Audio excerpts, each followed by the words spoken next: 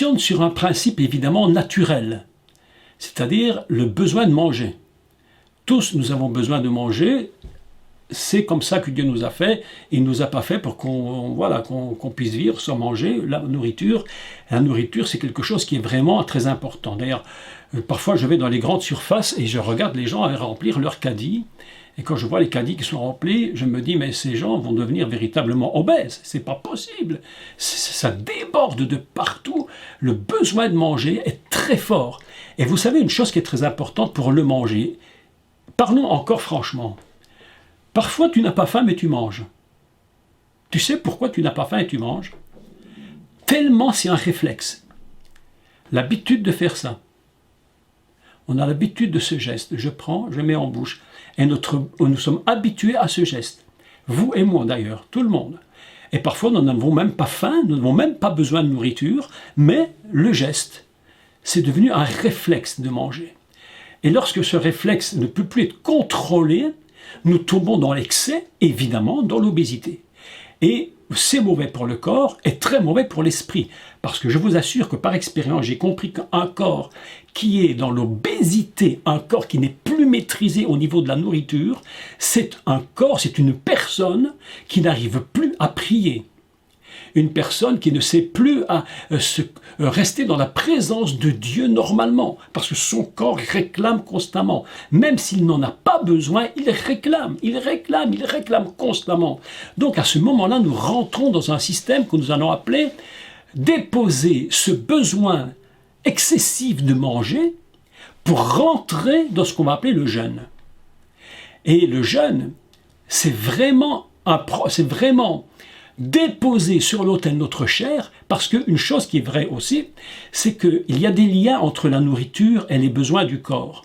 Une chose qui est absolument réelle, c'est lorsque nous mangeons beaucoup, le principe sexuel est très animé, est très développé. Lorsque nous arrivons à contrôler la nourriture, nous arrivons à contrôler ce principe de la sexualité. C'est quelque chose qui fonctionne ensemble. C'est pourquoi le jeûne va nous aider véritablement à pouvoir nous contrôler. Mais évidemment, jeûner, c'est quelque chose d'assez compliqué. Pour les gens qui ne l'ont jamais fait, je me souviens lorsque je devais avoir 23 ans ou quelque chose comme ça, la première fois j'ai décidé que j'allais faire un jeûne.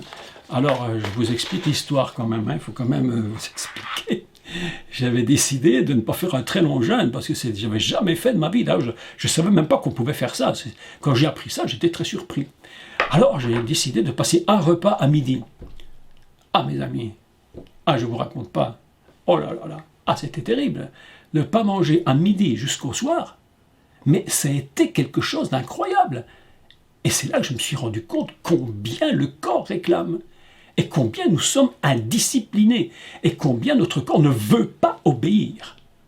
Alors, je me suis mis dans ce jeûne, et puis progressivement, apprendre à rentrer dans le contrôle de notre corps.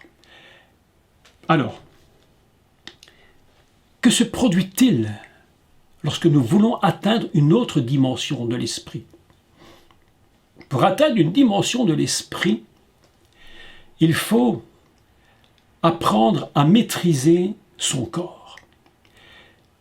Si je me mets dans le jeûne, je vais commencer de rentrer dans une autre dimension où mon corps ne se soumet plus à ma volonté, mais je vais commencer progressivement à me soumettre à la volonté de Dieu. C'est là que ça devient un véritable combat. Et pour preuve, d'ailleurs, écoutez bien, pour preuve que le jeûne est compliqué et qu'il y a vraiment un vrai combat dans le jeûne, c'est que, et tous vous l'avez expérimenté, je suis certain, à moins que vous n'ayez jamais jeûné, mais si vous l'avez déjà fait, vous allez constater que ce que je dis est une vérité imparable. Suppose que vous êtes en train de faire un travail, un job, quelque chose qui vous prend du temps pour, je ne sais pas, dans la maison, du bricolage. Bon, vous êtes tellement actif, l'heure du repas arrive, mais vous n'y pensez même pas, tellement vous êtes au travail, puis l'heure passe, et puis vous n'y avez même pas pensé, ça ne vous a strictement pas dérangé de ne pas manger. Mais, si vous dites, je ne vais pas manger pour prier, mes amis, alors là, je vous annonce que ça va devenir compliqué. Comme quoi, c'est vraiment bien le corps qui doit apprendre à obéir. Donc, Nous allons vouloir rentrer dans une dimension nouvelle. Beaucoup de chrétiens voudraient atteindre une dimension nouvelle. Dire, je voudrais atteindre un niveau que je n'ai jamais atteint spirituellement. La première chose que je voudrais vous conseiller de faire, c'est une des premières choses qu'il faut faire, c'est ne pas dire, moi j'ai jamais jeûné, je vais jeûner qu'un jour. À part les exceptions, il y a toujours l'exception qui confirme la règle. Mais je crois qu'il est bon que nous apprenions à jeûner. Jeûner s'apprend. Ça s'apprend. C'est pas quelque chose que l'on fait facilement. C'est pourquoi, si vous ne l'avez jamais fait, mais vous voulez atteindre un niveau supérieur, commencez de passer un repas et dire, bon, mais pas n'importe comment passer un repas. Dire, ce matin, je ne prendrai pas mon petit déjeuner. Voilà. Ok, j'ai décidé. Je vais passer du temps avec le Seigneur. Mais ça veut dire pas que si tu arrêtes de manger, ça ne veut pas dire que tu vas faire n'importe quoi dans ta maison. Ça veut dire que tu vas te consacrer à la prière et à la lecture de la parole. Tu prendras la Bible, tu vas apprendre à lire la Bible. Beaucoup de chrétiens ne lisent même pas la Bible. Ils n'arrivent même pas, ils ne comprennent même pas la nécessité. Donc tu vas apprendre, premièrement, tu vas apprendre à lire la Bible et à prier. Même si ça ne durait que 30 minutes. Et puis tu vas laisser passer ta journée jusqu'au repas suivant. Donc jusqu'au moment du déjeuner. Tu vas apprendre à jeûner. Et tu vas consacrer le temps du repas à la prière et à la lecture de la Bible. Sinon, c'est comme si tu ne faisais rien. Pour apprendre à monter dans une dimension. Et c'est progressivement que tu pourras passer un repas. Et puis tu diras, mais aujourd'hui je pourrais passer 2 repas. Il faut forcer progressivement notre corps à obéir à ce qu'on lui demande.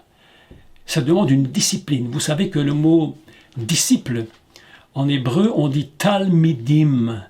Talmidim, c'est un mot hébreu qui vient de talmid, une racine hébraïque qui signifie, et qu'on a traduit par étudier. Le disciple, c'est celui qui apprend.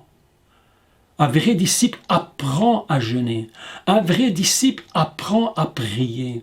Un véritable disciple apprend à lire la parole de Dieu, à se consacrer à Dieu. C'est la discipline.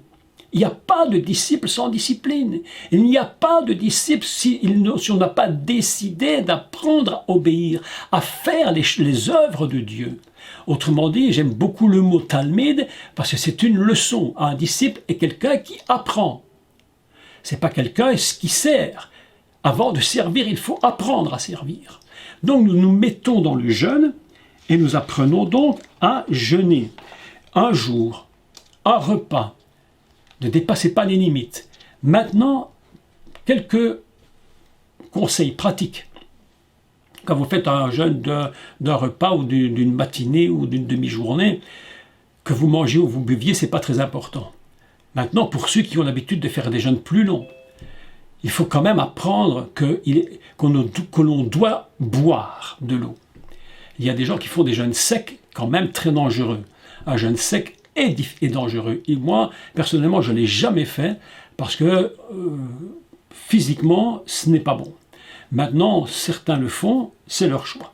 Mais je conseille quand même, lorsque vous jeûnez, buvez de l'eau. Pas autre chose, de l'eau. Pas des jus de fruits, ça c'est pas des jeûnes, ça.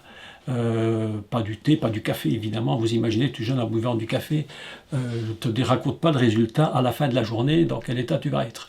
Donc, jeûnez, buvez de l'eau. Apprenez à ça. Et quand c'est l'heure de manger, retirez-vous. Lisez la Bible. Apprenez à prier. Ça s'apprend, mes amis. Tout s'apprend. Tout.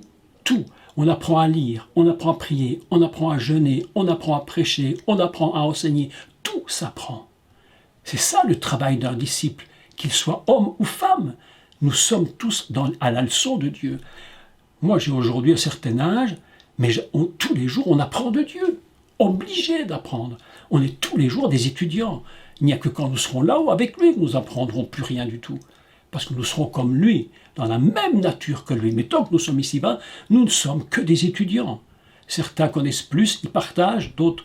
Voilà, ça s'arrête là. Mais disciplinés. Donc, nous allons parler du jeûne. Il y aurait tant à dire. Aujourd'hui, je ne vous parle que du jeûne qui va nous apprendre à nous contrôler notre chair. Vous allez voir que lorsque vous avez commencé de jeûner, votre chair va commencer de se discipliner.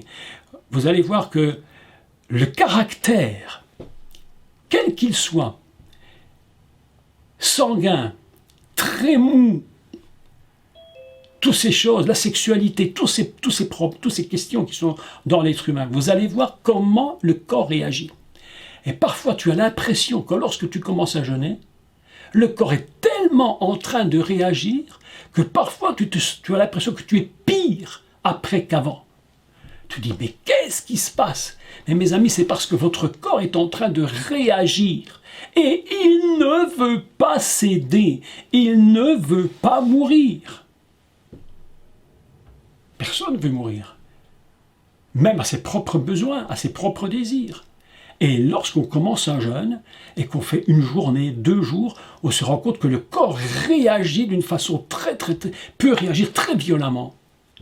Mais il faut laisser le temps passer et apprendre à notre corps à se soumettre. Et un conseil absolument très important, je vous parle maintenant d'un jeûne pour que nous apprenions à nous contrôler. Je ne parle pas des autres jeûnes. Souvenez-vous de Yeshua lorsqu'il était dans le désert 40 jours. Je vous avais expliqué que ces 40 jours de jeûne avaient été faits pour réparer les fautes d'Israël. Une des fautes d'Israël qui était fondamentale et sur lesquelles ils ont récriminé contre Moïse, ils étaient très mécontents de Moïse. C'était sur quoi, mes amis? C'était sur la nourriture. Qu'est-ce qu'ils ont dit à Moïse? Mais écoute, quand on était en Égypte, mais on pouvait manger autant qu'on voulait. Il y avait de tout. On pouvait se gaver si on en avait envie, on était esclaves, mais quand même on ne manquait pas de manger. On ne manquait pas de boire, il y avait tout ce qu'il nous fallait. Le premier problème du peuple, des enfants d'Israël qui sortent d'Égypte, c'est la nourriture. Première chose que le Seigneur va réparer dans le désert, c'est justement ce problème de la nourriture. Et il va passer 40 jours dans le jeûne pour totalement contrôler. Vous avez remarqué une chose chez le Seigneur, c'est que c'est un homme qui était totalement contrôlé. Il avait une personnalité 100% sous contrôle. Son corps ne faisait pas ce qu'il voulait. Il était complètement contrôlé. Et pourtant, le Messie avait une volonté propre. Et c'est pourquoi, lorsqu'il est au jardin de Gethsémanée, il va dire non pas ma volonté, mais la tienne, en parlant du Père. Parce que notre propre, même le Messie, sa propre volonté pouvait prendre le dessus. Mais il avait appris à contrôler son corps. 40 jours de jeûne, mes amis, ça nous apprend à nous contrôler. Je ne dis pas que tout le monde doit faire ce jeûne de 40 jours. Mais si tu fais un jour, si tu jeûnes régulièrement quelques jours, tu vas voir comment tu vas apprendre le contrôle. Et comment ton corps ne sera plus le maître, la chair ne sera plus le maître de ta vie. Mais la chair sera le serviteur de ton esprit. Aujourd'hui, c'est le corps qui est maître. Mais demain, lorsque tu auras appris le jeûne, tu verras que c'est ton corps va devenir le serviteur de l'esprit. C'est très important. Ainsi, le Messie rentre dans le désert 40 jours. Et il va jeûner 40 jours, plus tout le reste dont j'avais déjà parlé. Lorsque nous allons apprendre cela, mes amis, apprendre à résister à cette envie de toujours manger, c'est quelque chose qui est extrêmement difficile, extrêmement difficile. C'est pourquoi je vous encourage à commencer progressivement ce travail du jeûne. Ça va vous transformer votre vie, ça va changer votre être, ça va vous élever dans des niveaux spirituels. Mes amis, lorsque l'on jeûne, il faut qu'on ait bien mis les choses au clair. Il faut qu'on sache bien où nous allons. Il y a des gens qui se mettent dans des jeûnes. J'ai connu des cas très particuliers, très difficiles et dangereux, où des gens se sont mis dans le jeûne alors qu'ils n'étaient pas prêts. Ils n'avaient pas placé sur l'autel leur vie, leur sexualité, leurs désirs, leurs besoins. Ils se sont jetés dans des jeûnes. Mes amis, ils avaient oublié un principe. C'est que lorsque tu rentres dans un jeûne pour servir Dieu, dans le service de Dieu, tu touches une dimension spirituelle et un monde spirituel que tu n'avais jamais touché. Et lorsque tu rentres dans une dimension spirituelle et que tu n'es pas prêt à y rentrer, mes amis, je vous dis que ça peut être très dangereux. Ainsi, j'ai entendu parler d'une dame qui faisait des jeûnes très très longs. Elle poussait des gens à faire des jeûnes extrêmement longs. Elle les mettait dans les jeûnes 15 jours. Eh bien, mes amis, ça tournait à la catastrophe parce que ces gens n'étaient pas prêts. Et une dame qui était là dans le jeûne s'est défenestrée parce que l'esprit du diable l'avait saisie. Je vais vous dire une chose très importante. Le jeûne nous emmène dans une dimension spirituelle qui est de plus en plus élevée. Et on va toucher à un monde spirituel très très très dangereux. Et si tu ne sais pas gérer ce jeûne avec l'Esprit de Dieu, tu peux rencontrer des puissances mauvaises, mes amis, très dangereuses. Lorsque tu fais un jeûne, laisse toujours le Saint-Esprit contrôler. Tu dis, Seigneur, j'ai besoin d'apprendre à jeûner. Dis, Saint-Esprit, fais-le avec moi. Fais-le avec moi. Je ne veux pas que ce soit moi-même seulement, mais toi avec moi, afin que lorsque je vais déposer sur l'autel mon corps, mes besoins et toutes ces choses, je vais me mettre sur l'autel. Sois avec moi. Ne dépassez pas les limites.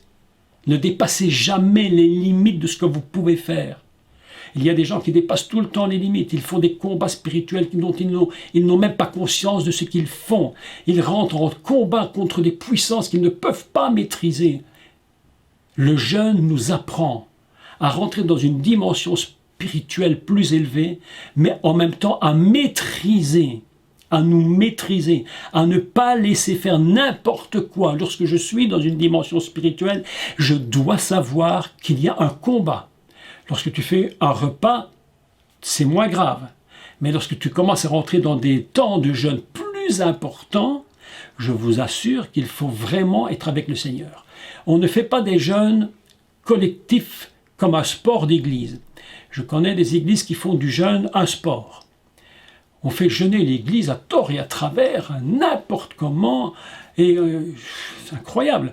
Je voyais une église où le pasteur faisait jeûner les gens pendant 40 jours, juste avant les fêtes de fin d'année.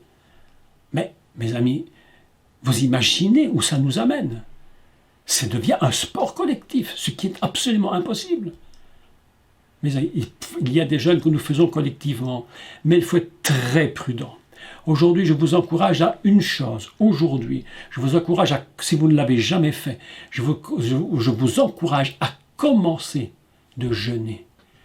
Si vous ne l'avez jamais fait, passez un repas. Puis vous allez apprendre à faire 2. Puis vous allez apprendre à faire une journée entière. Et vous allez voir que progressivement, vous allez y arriver. Et vous allez vous mettre dans la présence de Dieu. Et le Saint-Esprit va vous accompagner. Et lorsque l'Esprit vous accompagne, à ce moment-là, vous rentrez dans un jeûne, mais qui est véritablement, j'allais dire, un succès. Vous allez changer votre vie. Vous allez voir le changement qui va s'opérer dans votre vie. Parce que vous êtes avec le Seigneur. On ne doit jamais faire un jeûne tout seul. Ne faites pas des jeûnes tout seul. Ayez toujours avec vous la présence de l'Esprit de Dieu, afin que vous ne tombiez pas dans des problèmes terribles.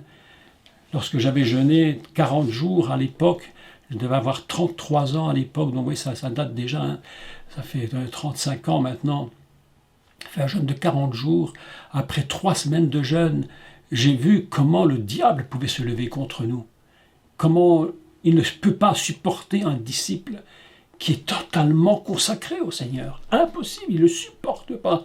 Mais si vous n'êtes pas dans une dimension spirituelle, enveloppé de l'Esprit de Dieu, conduit par l'Esprit de Dieu, mais mes amis, vous aurez des grands problèmes. C'est pourquoi je vous encourage, mais véritablement, à rester très, très, très accrochés au Seigneur, à commencer progressivement, mais vous allez voir le changement. Vous allez voir le changement. Je suis convaincu que vous tous qui allez commencer de jeûner, ne fût-ce qu'un repas dans la prière, vous allez changer, votre vie va littéralement changer. Et lorsque tu as appris à jeûner et que le jeûne se termine, il y aura beaucoup à dire, comment commencer un jeûne, comment le terminer, parce que ça ne se fait pas n'importe comment. Mais lorsque tu as terminé, par exemple, une semaine, ton corps est tellement régénéré par l'Esprit de Dieu. Aussi longtemps que la chair domine, tu ne peux pas être régénéré. Mais lorsque la chair est déposée sur l'autel, tu es régénéré par l'esprit. Et lorsque tu termines un jeûne de quelques jours, une semaine, ton esprit n'a plus envie que d'une chose, c'est de recommencer plus tard. Parce que tu sens le bien que ça t'apporte. Ça nous apporte du bien au niveau de notre corps, au niveau de notre âme, au niveau de notre esprit. Ça nous apporte ce bien-être. Et puis tu rentres dans une dimension absolument surnaturelle. Il y a des choses que Dieu ne vous révélera jamais. Écoutez-moi. Il y a des choses que Dieu ne vous révélera jamais et qui ne se révèlent que dans le jeûne. Il n'y a que là où. Vous savez, Moïse a reçu la Torah, il a reçu les mitzvot, il a reçu la Torah dans le jeûne.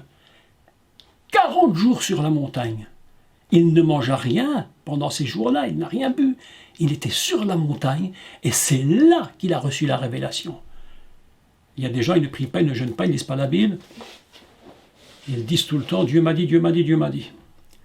Non, non, non, non, non, non, Dieu ne t'a rien dit du tout. Il t'a dit une chose, en tout cas la chose qu'il te dit, je te le dis moi, ce qu'il te dit. Il te dit, arrête de raconter tes bêtises. Arrête de dire n'importe quoi. Commence par te mettre de te retirer. Apprends à jeûner pour que tu rentres dans ma présence. Il est dit, et Moshe rentra dans la nuée. Le jeûne, mes amis, écoutez, nous apprend une chose en tout cas. C'est à rentrer dans la nuée avec Dieu, là où il se trouve. À rentrer dans la gloire. Le jeûne, avec l'onction de Dieu, te fait rentrer dans la gloire. Et c'est dans cette gloire que Dieu commence de te parler. Il commence à te révéler les secrets du ciel. Il commence par te parler à toi-même. Vous imaginez Moshe dans la montagne, 40 jours dans la présence de Dieu.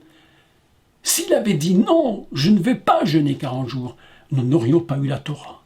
La Torah vient du jeûne. Vous comprenez? La Torah vient du jeûne. La parole de Dieu donnée à Moïse vient parce que cet homme a su se consacrer. Dieu appelle Moïse et dit, Moïse, monte sur la montagne, je dois te parler. Et Moïse rentre dans la montagne. Il monte sur cette montagne, 40 jours dans le jeûne. Et là, Dieu lui parle. C'est pourquoi, mes amis, si tu veux des révélations, si tu veux entendre Dieu te parler comme il ne t'a jamais parlé, il faut que tu te décides de rentrer dans cette dimension du jeûne. Si tu veux, vous savez, on a souvent dit dans l'Église, venez, faites ceci, faites cela, vous ne serez plus jamais les mêmes. Moi, je vous dis non, non, non, non, c'est vrai, ou plutôt oui, tu ne seras peut-être plus jamais les mêmes, mais tu seras peut-être pire. Tu seras peut-être pire. Il y a des gens, des chrétiens, qui ne s'arrangent pas en mieux, ils s'arrangent en pire. Pourquoi, mes amis? Parce que pour s'arranger en mieux, il faut rentrer dans la dimension de Dieu. Il faut apprendre à mourir à nous-mêmes, à nous mettre sur l'autel. Et lorsque nous sommes placés sur l'autel et que nous disons, je dépose ma chair, je dépose ma chair, je dépose d'abord mon caractère, je dépose tous mes besoins, ma sexualité, je dépose toutes les forces, je dépose tout ça, je viens devant toi, je dépose mon envie de toujours manger, me gaver, je dépose. Tu te déposes à l'autel, tu laisses l'esprit, le feu de Dieu brûler. Mes amis, il n'y a personne au monde, aucun serviteur, aucune servante de Dieu qui sert Dieu hors de l'autel. Ça n'existe pas. Personne ne sert Dieu hors de l'autel du sacrifice. On est juste à l'inverse du monde. Juste à l'inverse du monde. C'est pourquoi le monde ne nous aime pas. C'est pourquoi le monde n'aime pas ce genre d'enseignement. Les gens ne supportent pas ça. Parce que le monde nous encourage à toujours dominer, à toujours prendre pouvoir, à toujours se faire plaisir, à toujours dépasser les limites. Et Dieu nous dit, moi je te demande juste le contraire. Ce que cet esprit nous enseigne est juste le contraire de ce que nous avons l'habitude. Et de ce que le monde nous propose. C'est pourquoi c'est si compliqué. Tout le monde peut devenir chrétien, entre guillemets. Peu deviennent de véritables disciples. Et dans ces disciples-là, peu sont capables de rentrer dans des dimensions absolument célestes. Rencontrer Dieu dans le jeûne, mes amis, je vous assure, c'est là que Dieu nous parle. lorsque j'ai fait ce jeûne, à l'époque, j'en ai fait d'autres que ça, bien sûr. Ce qui s'est produit par la suite était absolument incroyable. L'Esprit de Dieu avait tellement saisi ma vie, tellement saisi, que la nuit, je dormais la nuit, je dormais, et puis j'entendais quelqu'un parler la nuit. Je me réveille, j'entends quelqu'un parler. Je dis, mais c'est qui parle, qui parle? Je me disais, mais qui me réveille? Et j'ouvre les yeux, c'était moi-même qui priais par l'Esprit, sans avoir besoin de faire d'efforts.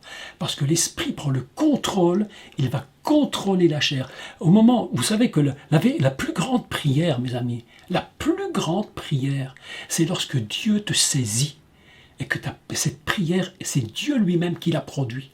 Parce que ce genre de prière-là, c'est une prière qui vient du ciel.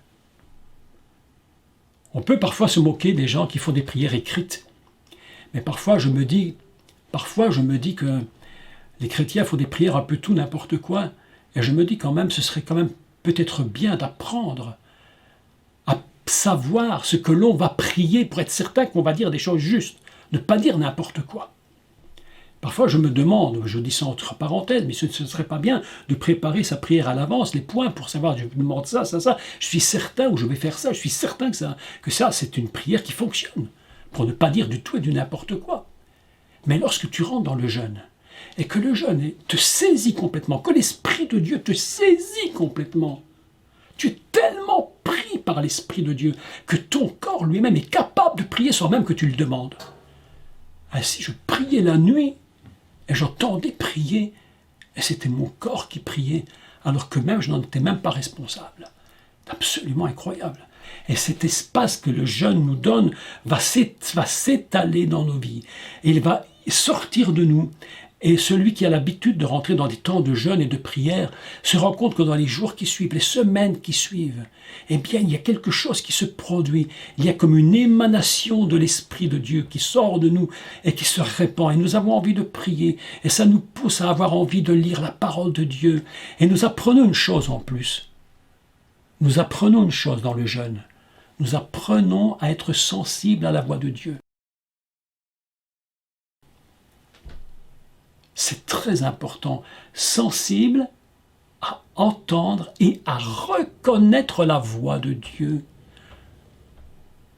Beaucoup de gens disent Dieu m'a dit, il n'a rien dit, mais dans le jeûne et la prière, lorsque tu es sur l'autel du sacrifice, là tu apprends à entendre et à reconnaître la voix de Dieu. C'est une voix très particulière, elle est différente de la voix du monde. C'est là que Dieu te parle, qu'il te dit, ma fille, mon fils, je veux te dire quelque chose. Mes amis, il y a des choses, des points de notre vie qui doivent être probablement améliorés, abandonnés, changés. Il y a ces choses-là que Dieu ne nous dit qu'à nous seuls. Vous savez, Dieu est très très poli et très gentleman. Je vous avais dit que dans la Torah, dans la Bible en général, spécifiquement dans la Torah, il y a un petit mot de Torah en hébreu qui est très très très très intéressant. C'est le mot na. Na. Vous savez ce que veut dire na? Ça veut dire s'il te plaît. S'il te plaît. Dieu parle à Abraham, il lui dit na. S'il te plaît, Abraham. Dieu est poli. Dieu ne veut pas étaler toute votre vie devant tout le monde. Il y a des choses que Dieu ne dira qu'à toi seul, parce que tu es seul concerné avec lui. On n'est pas là pour étaler toutes nos histoires. Je disais un jour à un de mes chers amis qui racontait beaucoup d'histoires sur lui, Un jour je lui ai écrit, ou je lui ai dit, je ne sais plus, de vive voix ou par écrit, je lui ai dit, arrête de raconter toute ta vie devant tout le monde. T'es pas là pour ça. T'es pas là pour t'humilier tout le temps devant tout le monde. Il y a des choses que Dieu ne dit qu'à nous. Des choses de ta vie que tu ne dois pas me dire. Il y a des choses que tu gardes pour toi. Des choses que Dieu ne dit qu'à toi. Tu sais pourquoi? Parce qu'il dit, na, s'il te plaît, écoute-moi, je ne parle qu'à toi. Je veux pas que tout le monde soit au courant.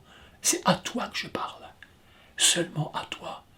Tu sais quoi? Je vais te dire une vérité très importante.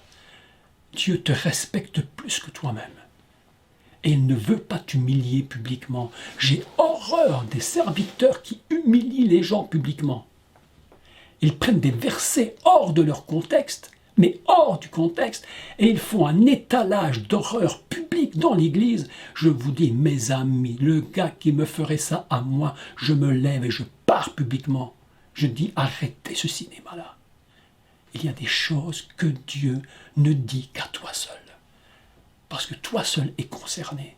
Et tu sais où il te le dit, très spécifiquement, dans des temps de mise à part. Et lorsque tu es dans le jeûne, lorsque ta chair est sur l'autel, alors Dieu te dit des choses que tu peux comprendre et accepter. Mes amis, c'est très important. La croissance spirituelle d'un enfant de Dieu, d'un disciple, ce n'est pas seulement je vais à l'église, je chante des cantiques, on a eu un bon moment de chant, de louange, d'adoration, enfin tout ce qu'on peut raconter dans une église et qui en soi n'est pas mal, peut-être même très bien, mais ce n'est pas ça qui changera ta vie. Ça ne changera pas ta vie.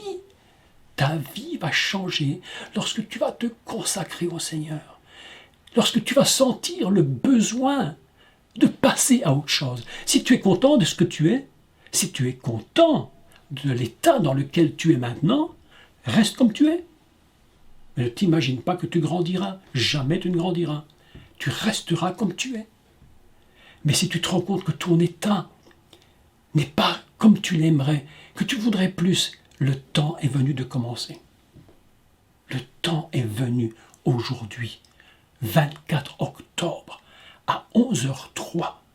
Le temps est venu pour toi de commencer autre chose. Mais si tu es satisfait de toi-même, en te disant « ça suffit, c'est bon comme ça », tu n'iras nulle part de plus. Et même, tu peux même rétrograder. Vous savez, l'onction spirituelle dont on parle beaucoup dans l'Église, on parle beaucoup d'onction. Vous savez qu'une onction, elle peut monter. Écoutez, écoutez, encore une chose, je dis souvent c'est important, mais c'est vrai. Vous savez, une onction, c'est comme un baromètre. C'est un peu fou comme idée de le dire, mais c'est peut-être pas très beau comme exemple, mais c'est un peu comme un thermomètre, un baromètre. Vous savez, l'onction, elle monte, mais elle n'est jamais stable. Elle peut diminuer. Si elle ne monte plus, elle diminue. Elle ne monte plus, elle diminue.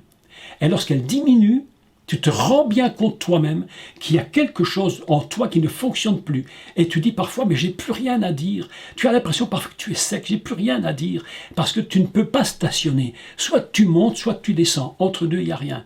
On ne stationne pas à un niveau toute une vie. Soit tu montes, soit tu descends. Autrement dit, si tu te sens bien aujourd'hui et tu dis, moi ça me suffit comme ça, demain tu seras plus bas. Mais si tu te dis, là où je suis aujourd'hui, j'ai tellement besoin d'atteindre une autre dimension, commence par apprendre à rentrer dans le jeûne. Commence par apprendre à mettre ta chair sur l'autel et à dire, Seigneur, ça je dépose sur l'autel. Moi je ne connais pas votre vie, je ne sais pas qui vous êtes, je ne sais pas comment vous fonctionnez, je ne vous connais pas en réalité. Mais toi tu sais qui tu es. Tu sais tes points de faiblesse. Avec honnêteté, tu viens devant le Seigneur et tu dis, Seigneur, tel point, je dépose à l'autel. Tel point, je dépose. Ça, ma faiblesse, je dépose. Et tu laisses le Seigneur faire son œuvre.